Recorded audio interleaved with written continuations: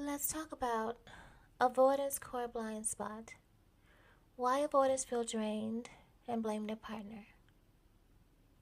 So, the issue with avoidance feeling like their partners drain them isn't that their partners are actually draining.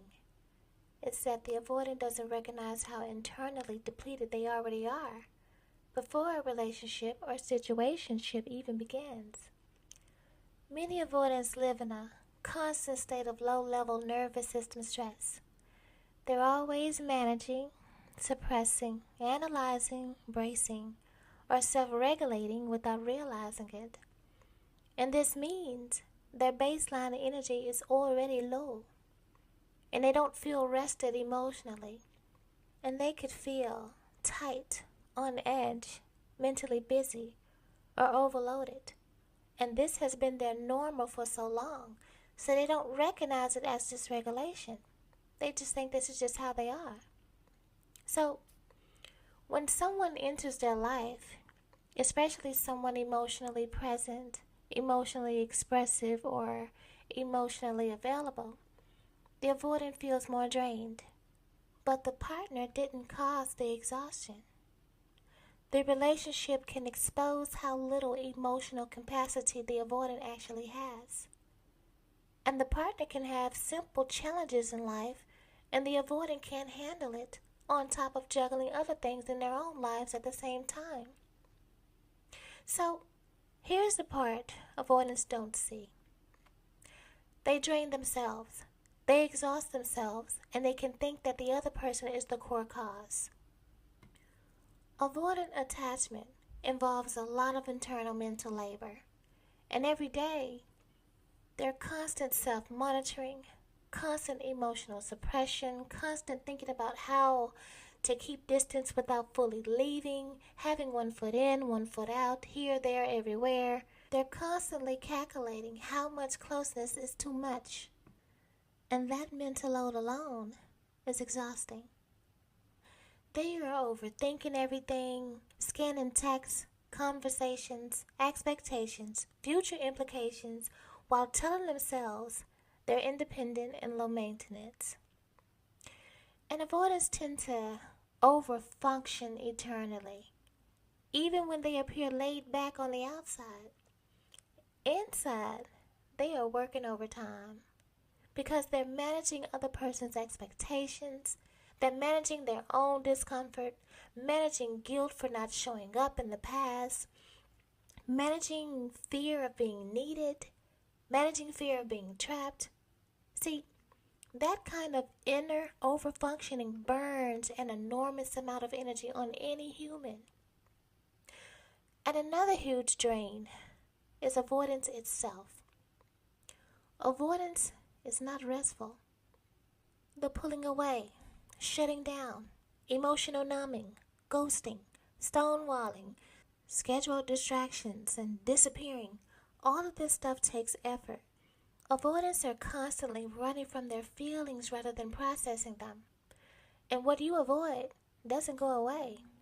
It stays in your nervous system, and the body keeps score. And it can cause other issues like headaches, gut issues, emotional numbness, alexithymia. Suppressing your emotions require ongoing energy to keep buried, and that's exhausting. And many avoidants also juggle multiple inputs all at once. Sometimes multiple partners, multiple talking stages going from dating app to dating app, lingering attachments, unresolved exes, or backup connections. Even if they don't call it emotional involvement, their nervous system knows the difference. Each connection takes energy. Each one creates cognitive dissonance, and that alone can leave them completely depleted. Then there's the emotional contradiction avoidants live in. They're wanting the connection while fearing it at the same time.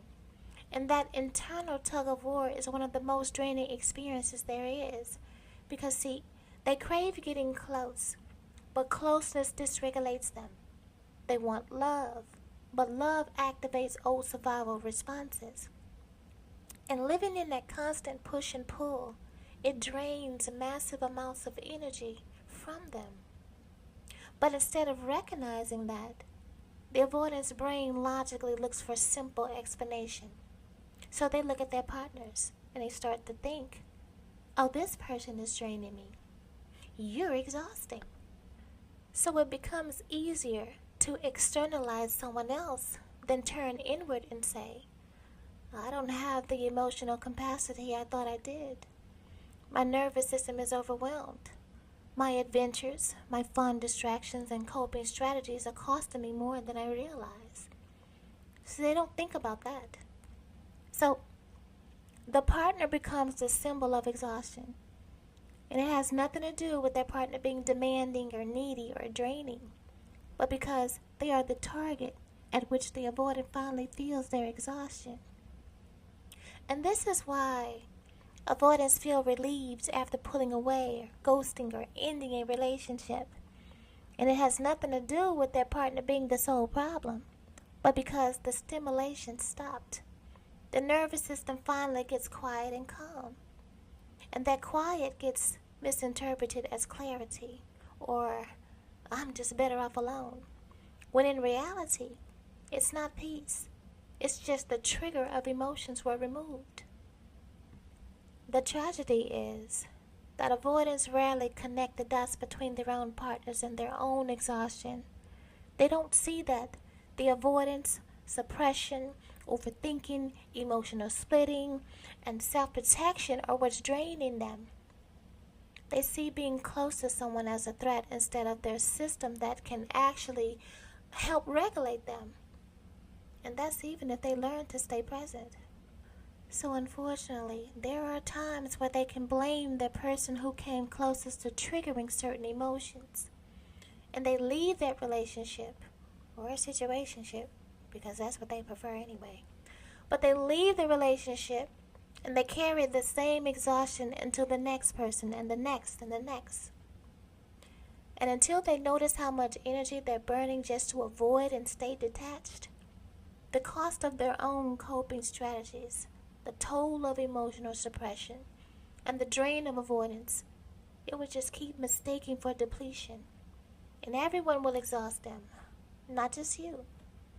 And that's the real issue here.